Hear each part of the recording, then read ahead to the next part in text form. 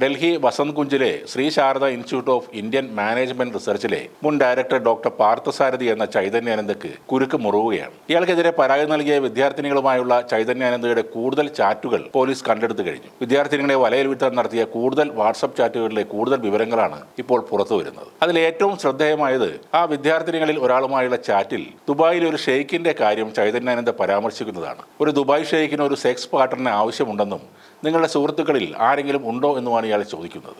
ആരുമില്ലെന്ന് ആ പെൺകുട്ടി പറയുമ്പോൾ എങ്ങനെ കണ്ടെത്താൻ സാധിക്കുമെന്നാണ് ഇയാൾ വീണ്ടും ചോദിക്കുന്നത്.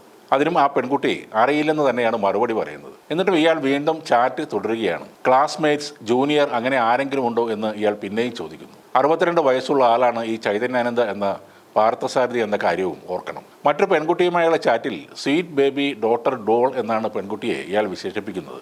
കൗമാരക്കാരുടെ രീതിയിൽ ബേബി എവിടെയാണ്, ബേബി ഗുഡ് മോർണിംഗ്, എന്തിനാണ് എന്നോട് ദേഷ്യപ്പെടുന്നത് എന്നിങ്ങനെയുള്ള കാര്യങ്ങളാണ് ഇയാൾ പറയുന്നത്. പലരോടും ഇയാൾ ചോദിക്കുന്നത് നിങ്ങൾക്ക് എൻ്റെ ഒപ്പം വന്ന് കിടന്നുകൂടെ എന്നാണ്. തൻ്റെ കൂടെ ഡിസ്കോ ഡാൻസ് കളിക്കാൻ കൂടുമോ എന്നും ഇയാൾ ചോദിക്കുന്നുണ്ട്. അതിനു പുറമെ തീർത്തും അശ്ലീലം നിറഞ്ഞ ചാറ്റുകളും ഇയാൾ വിദ്യാർത്ഥിനികളുമായി പങ്കുവച്ചിട്ടുണ്ട്.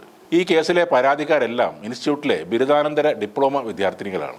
17 വിദ്യാർത്ഥിനികളെ ലൈംഗികമായി പീഡിപ്പിച്ചെന്ന കേസിൽ ഉത്തർപ്രദേശിലെ ആഗ്രയിലെ ഹോട്ടലിൽ നിന്ന് സെപ്റ്റംബർ 27-നാണ് ചൈതന്യാനന്ദ സരസ്വതിയെ ഡൽഹി പോലീസ് അറസ്റ്റ് ചെയ്യുന്നത്.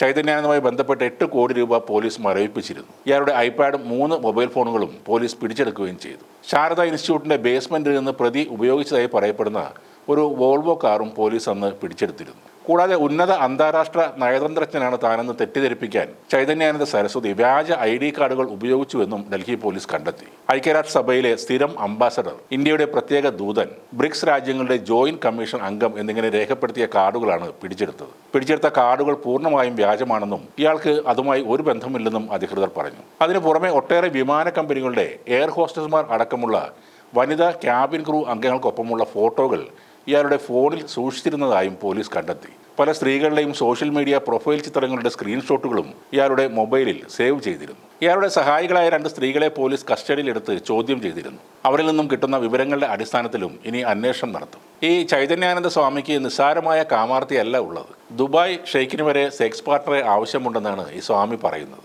ആ പോസ്റ്റിലേക്കുള്ള സെലക്ഷൻ, ഇൻ്റർവ്യൂ, ടെസ്റ്റ് ഒക്കെ നടത്താമെന്ന പ്രതീക്ഷയിലാകും അദ്ദേഹം പെൺകുട്ടികളുടെ മുന്നിൽ അത്തരമൊരു ജോബ് ഓഫർ മുന്നോട്ട് വെച്ചത്.